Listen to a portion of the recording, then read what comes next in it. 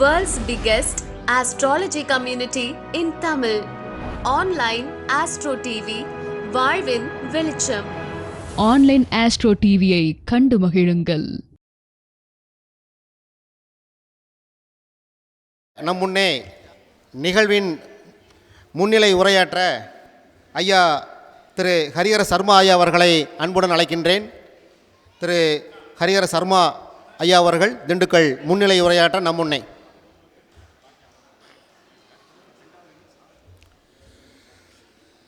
கணபதி என்றிட கலங்கிடும் வல்வினை, கணபதி என்றிட காலனும் கைதொலும், கணபதி என்றிட கர்மமே ஆதலால், கணபதி என்றிட வினைகள் தீருமே. சித்தி விநாயகா போற்றி. வந்திருக்கும் அனைவர்களுக்கும் வணக்கம்.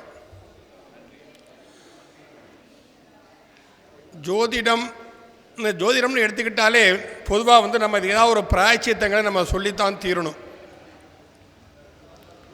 இங்கே என்ன பிராயச்சித்தம் சொல்வதுங்கிறதெல்லாம் எல்லாருக்குமே கொஞ்சம் பிரச்சனையாக இருக்கிறது. பரிகாரங்கிற வார்த்தையே சில சமயத்தை அது பரிகாசமாக போய்கிட்டு இருக்குங்கிறது தான் யதார்த்தமான உண்மை. இதில் ஜாதகத்தில் எது போன்ற சூழ்நிலையிலே நம்ம பரிகாரங்கள் சொல்லணும், எது போன்ற சூழ்நிலையிலே பரிகாரம் சொல்லக்கூடாதுங்கிற சில தன்மைகள்லாம் இருக்குது. அதுக்கு நம்ம பஞ்சாங்க தத்துவங்களை முழுமையாக நம்ம தெரிஞ்சுக்கணும். அதற்கு முன்னால் நம்ம ராமானுஜம் ஐயா சொன்ன மாதிரி நான் என்கின்ற எண்ணம் கண்டிப்பாக இருக்கக்கூடாது. ஆஞ்சநேயர் எல்லாருக்கும் தெரியும்.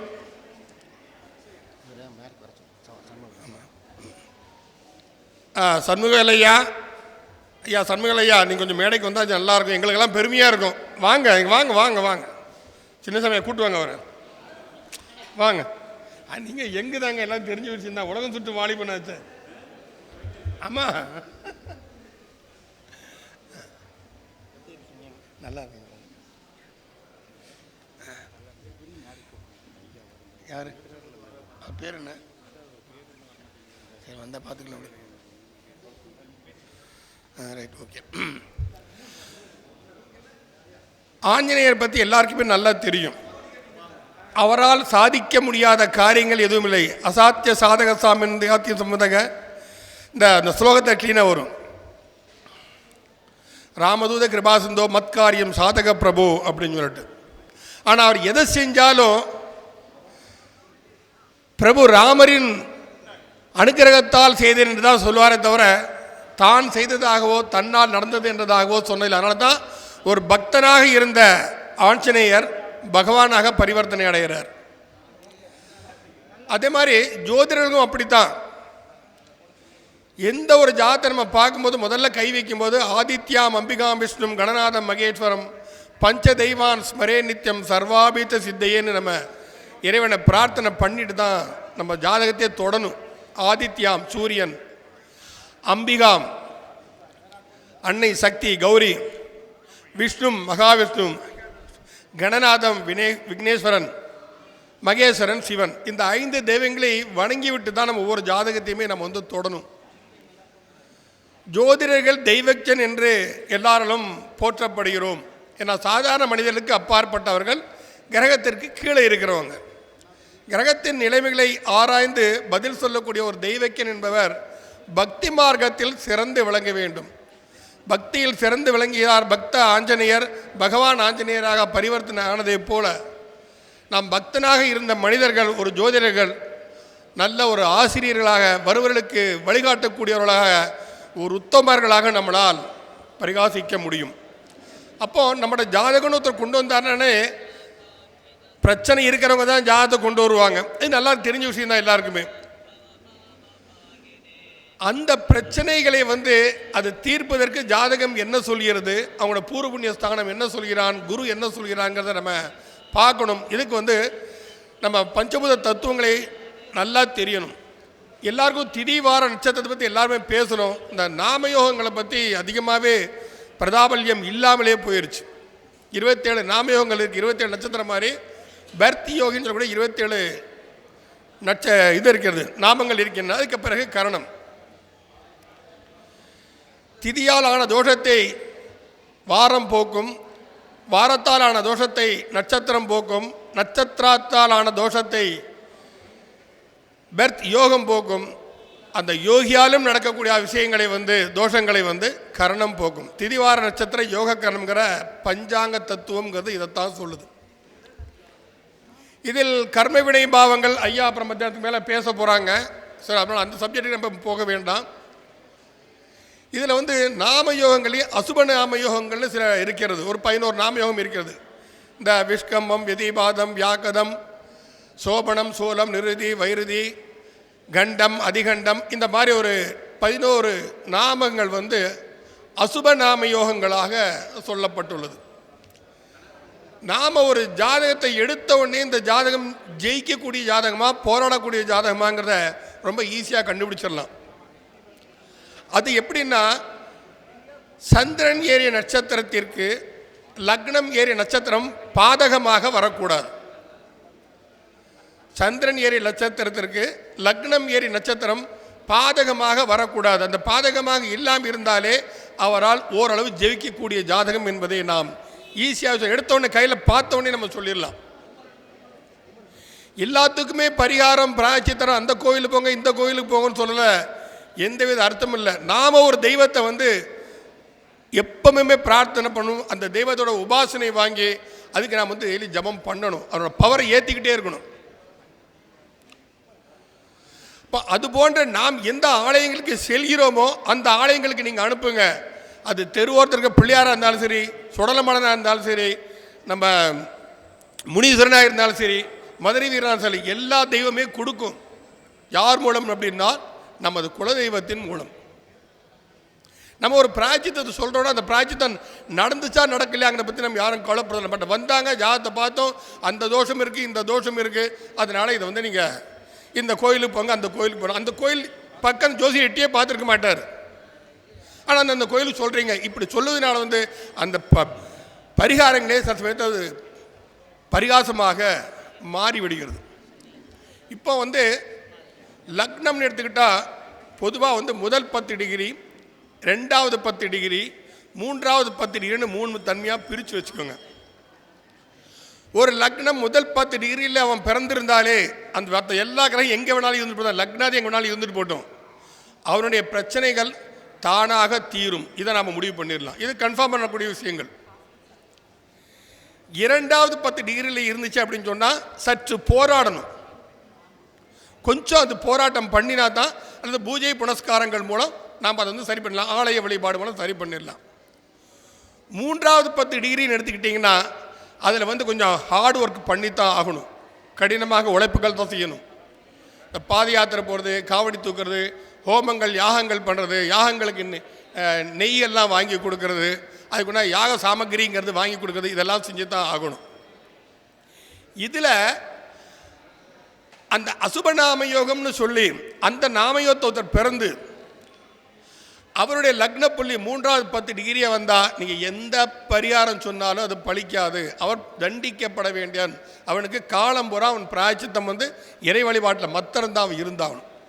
நீங்கள் பாட அவங்களாம் பிராய்ச்சம் சொல்லிட்டு தான் எந்த கோயில் வேணாலும் போச்சு எல்லாம் போயிட்டு சாமி நீங்கள் சொன்ன கோயிலுக்கெல்லாம் நான் போனேன், ஜோசியரே நீங்கள் சொன்ன இடத்துக்கெல்லாம் போனேன், போய் ராமேஸ்வரத்தில் போய் திலகம் பண்ணேன், காசிக்கு போய்ட்டு வந்தேன், கொடுமுடியில் போய் பரிகாரம் பண்ணேன், ஸ்ரீரங்க அம்மா மண்டபத்தை பண்ணிட்டு வந்தேன். என்ன பண்ணினாலும் சரி இறைவன் எல்லாத்துக்கும் எல்லா சந்தர்ப்பங்களையும் கொடுக்கிறான். ஆனால் இதை நாம் பூர்வ புண்ணிய கர்ம ரீதியாக நாம் அதை எடுத்து சென்று நாம் அது எப்பேற்படன்னு பார்க்கணும். இதில் முதல்ல வரக்கூடியது பித்திருக்கள் தோஷம்ங்கிறத ஒருத்தர் எல்லா ஜாதத்தை காட்டிடும். அது நாம் பார்த்தோன்னு சொல்லிடலாம். 9ஆம் பாவம் எப்படி இருக்குது, 5ஆம் பாவம் எப்படி இருக்குது, 1ஆம் பாவம் எப்படி இருக்குது நம்ம வச்சு சொல்லிடலாம். 1, 5, 9 வச்சு அவங்க இல்லை எது போன்ற முன்னோர்களின் வினைகள். இப்போ டிஎன்ஏன்னு சொல்லலாம். டிஎன்ஏ எங்கேருந்து வந்தது? முன்னோர்கள் ரத்தத்திலிருந்து நமக்கு வந்தது. அதே மாதிரி அனைத்து வினைகளுமே முன்னோருடைய இதில் தான் நமக்கு வருது. அப்போ இந்த குடும்பத்தை பிறந்திருக்கானா இந்த மனிதர் செய்த தவறுகளுக்கு இவரால் இது தீர்க்கப்பட்டு இவர்கள் குடும்பம் மேன்மை அடைய வேண்டும் அப்படிங்கிறத இறைவன் ஏற்கனவே நிர்ணயித்து தான் அந்த குடும்பத்தை சேர்க்கிறான். அடுத்தது சர்ப்பத்திரேகாம்னு நம்ம சொல்கிறோம். சர்ப்பத்திரேகான அனைவரும் எல்லாருக்கும் தெரிஞ்சு நினைக்கிறேன், இருந்தாலும் சொல்லிடுறேன். கடகத்தில் கடைசி 10 டிகிரி, விருச்சிகத்தில் முதல் 10 டிகிரி, மீனத்தில் கடைசி 10 டிகிரி. இவன் வந்து சர்ப்பத்திரைகானம்னு நம்ம சொல்கிறோம். இந்த சர்ப்பத்திரைகானத்தை எந்த கிரகங்கள் மாட்டியிருந்தாலும், அது யோகியாகவே இருந்தாலும், அதனுடைய திசா காலகட்டங்களில் வந்து அவ்வளவு நற்பலன்கள் நடப்பது இல்லை. அது பாதிப்புகளை தான் கொடுக்கும். இதற்கு அப்புறம் வரக்கூடிய தோஷம்னா வந்தது பிரம்மஹத்திய தோஷம். அது மிகப்பெரிய ஒரு தன்மை. சும்மா திருவிடை மருத்துவர் மகாலிங்க சாமி கோயிலுக்கு போனால் பிரம்மஹத்தி தீர்ந்துடும், அப்படி ஈஸியாக தீர்ந்துருமா? காசிக்கு போனால் வந்து கர்மவினை தீர்ந்துருமா? ராமேஸ்வரம் போய் தலவம் செஞ்சா திரும்ப கர்மவினை தீர்ந்துருமா? ஒரு தடவை பார்த்து ஒரு தடவை செஞ்சானு. இதுக்கெல்லாம் போனால் நல்லது நடக்கணும். எப்போ நடக்கும்? நீ நல்லதே செய்து கொண்டு இருக்கும் பொழுது நல்லது செய்தால் அது நிச்சயமாக நடக்கும். என்றைக்கோ ஒரு திடீர்னு போய் நம்ம போய் எல்லாம் செஞ்சிருவோம்னா எந்த பிரச்சனையுமே தீர போகிறது கிடையாது. பரிஸ்திதிக்கே அனுசார் அப்படின்னு சொல்லி இந்தியாவில் சொல்லுவாங்க. எந்த தன்மையில் உன்னை கிரகங்கள் நகர்த்தி கொண்டு செல்கிறதோ அதில் முழுமையாக இறங்கி அதில் வாழ்ந்து பழகு. அதில் இருந்து எவ்வாறு வெளிவருதுன்னு பாருங்க. அதை விட்டுட்டு இதுக்கு இன்னும் நிறைய கதைகள்லாம் இருக்குது. சனி பகவானுக்கும் சந்திரனுக்கும் பெரிய யுத்தமே நடந்தது. ராமாயணம் மகாபாரதம் கதைகள்லாம் வந்து சும்மா வரும் பொழுதுபோக்காக சொல்லப்படாது. அது நடந்தது நடக்கலங்க விஷயமே அப்புறம். அதில் கூறப்பட்ட வாசகங்கள் என்ன, இதை உணர்ந்தாலே நம்ம ஜோதிடத்தை பெரிய வல்லுநர் ஆயிடலாம். நம்ம சந்திரனுக்கும் சனிக்கும் பெரிய யுத்தம் நடந்தது.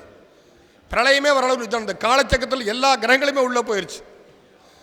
உலகுடைய சுழற்சியே மாறிடுச்சு. நட்சத்திரங்கள் மாறிடுச்சு, கிரகங்கள் மாறிடுச்சு, எல்லாமே மாறி போச்சு. ஆனால் அதை சரி செய்தவர் ஆஞ்சநேயர்.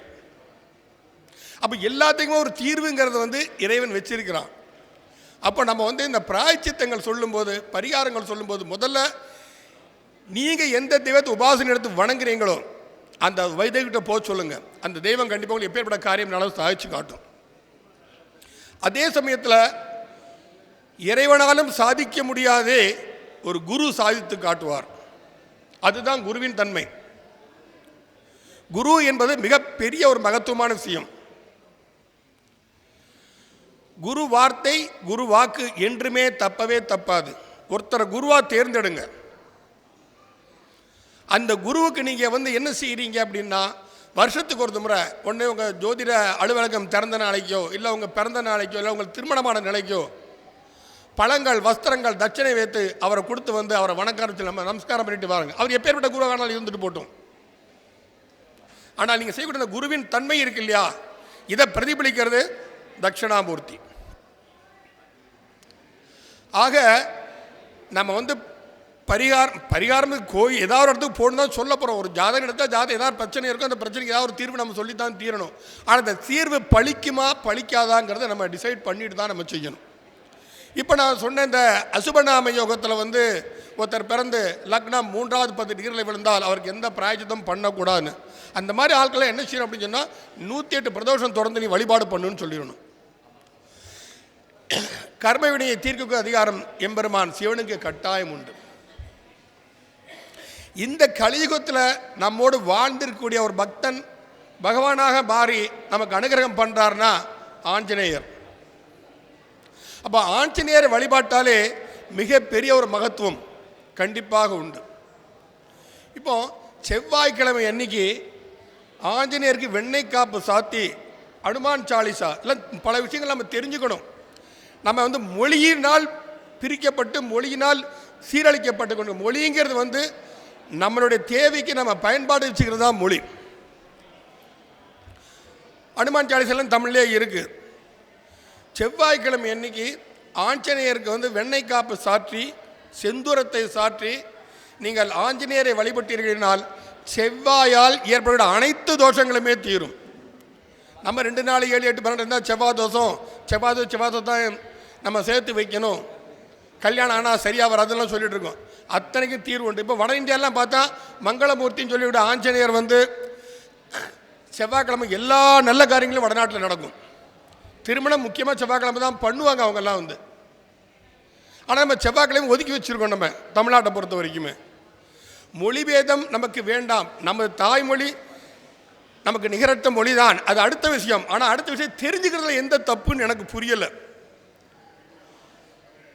அதனால் பல விஷயங்கள் நம்ம தெரிஞ்சுக்கணும். அதே மாதிரி சனிக்கிழமை அன்னைக்கு சனி பகவானுக்கு நல்லெண்ணெய் சாற்றி அன்றும் ஆஞ்சநேயன் வழிபட்டால் சனி பகவான் எப்படி கூட அனைத்து தோஷங்களும் தீருவார். சனி தசையாக இருக்கட்டும், ஏழநாடு சனியாக இருக்கட்டும், கண்டச்சனியாக இருக்கட்டும், ஜென்மச்சனியாக இருக்கட்டும், அர்த்தாசிரம சனியாக இருக்கட்டும், பாதச்சனியாக ஆகட்டும், பொங்கு சனி ஆகட்டும், மங்கு சனி, எந்த சனியாக வேணால் இருந்துட்டு போட்டும். நமக்கு பிரச்சனையே 2 பேர் தான், ஒன்று செவ்வாய் இல்லாட்ட சனி பகவான். இவர்களையும் தன் சக்தியால் அடக்க முடியும். இருந்தாலும் தன்னுடைய பக்தியால், தன்னுடைய புத்திசாலித்தனத்தால் ஆஞ்சநேயர் தன்னை வணங்கும் அளவு கொண்டு போனார். அப்போ ஹனுமார் வழிபடுறதுங்கிறது அவ்வளோ பெரிய மிகப்பெரிய ஒரு மகா சக்தி. இப்போ வெளிநாட்டுக்கு நம்ம போகணும், சரியாக பாஸ்போர்ட் விசா கிடைக்க மாட்டேங்கிற அனைத்து தகுதியும் கிடைக்கலையா, ராமேஸ்வரத்தை கிழக்கு வாசலில் ஆஞ்சநேயர் உட்கார்ந்துருக்கிறார். அந்த ஆஞ்சநேயருக்கு போய் நம்ம பாஸ்போர்ட் ஆஃபீஸுக்கு போகிறதாலும் சரி, விசாவுக்கு அப்ளை பண்ணுறதாலும் சரி, ஒரு முறை போய் வெண்ணக்காப்பு சாத்தி வெற்றிலை மாலை சாட்டி வழிபட்டு இருந்தீங்கன்னா ஆஞ்சநேயர் வந்து இலங்கைக்கு சென்று வெற்றியுடன் திரும்பினார். அதனால் நீங்கள் வெளிநாடு சொல்ல வெற்றியோடு திரும்ப முடியும் உங்களால். என்ன போகிறவங்களாம் ஜெயிச்சிட்டாங்களான்னு சொல்ல முடியாது, வெளிநாட்டுக்கு போகிறவங்கெல்லாம். ஆக பிராயச்சித்தங்கள், இந்த பரிகாரம்னாக்கி வினைப்பயன் அர்த்தம், ஒரு மாற்று ஏற்பாடு, அவ்வளோதான். எது நடக்கணுமோ அது நடந்து தான் தீரும். நம்ம சொல்கிறோம், ரோட்டில் போகிறோம், காலில் கல்லடி பட்டுருது, ரத்தம் கொட்டுது, எது நடக்கணுமோ அது நடந்துச்சு, நம்ம போவோமா? அதுக்கு ஆல்டர்னேஷன் சொல்யூஷன் நம்ம டாக்டர்கிட்ட போய் மருந்து கட்டுறோம். அந்த மருந்து தான் பரிகாரம்ங்கிறது வந்து. பரிகாரம் என்பது வினைப்பயன். அதற்கு ஏற்றாற்போல் ஜாதகங்களை பார்த்து சந்திரன் ஏறிய நட்சத்திரம், லக்ன ஏறிய நட்சத்திரம் சாதகமாக இல்லை பாதகமாக இருக்கிறதாக வாழ்க்கை போராட்டம் இருக்குத்தான் செய்யும். அந்த போராட்டத்தோடு வாழ்ந்து பழகுவதற்குண்டான வழியை தான் நாம் சொல்லணும். ஒன்று அங்கே போனால் அது தீந்துரும், இங்கே போனால் இது தீந்துரும் சொன்னால் எதுவும் நடக்காது. இதை போல விஷயங்களை அனுசரித்து நாம் ஜாதகங்கள் சொன்னால் நாம் தோற்க மாட்டோம். ஜோதிடத்தை நாம் கண்டிப்பாக தோற்க மாட்டோம். முடிக்க போகிறேன். இதே மாதிரி எல்லா விஷயங்களாகட்டும், விதியை மதியால் வெல்லலாமனா விதி வழி சென்று அதில் தன் மதியை செலுத்தி அதில் நாம் வெற்றி அடையக்கூடிய ஒரு தன்மையை கொடுப்பவன் தான் ஜோதிடன் என்ற ஒரு உத்தம சோஷியல் ஒர்க்கர். நம்ம பிரதிபலனை எதிர்பார்த்து சோஷியல் ஒர்க் பண்ணுறதில்ல, நம்மளை தேடி வரவங்களை நம்ம நல்வழி காட்டுறோம்.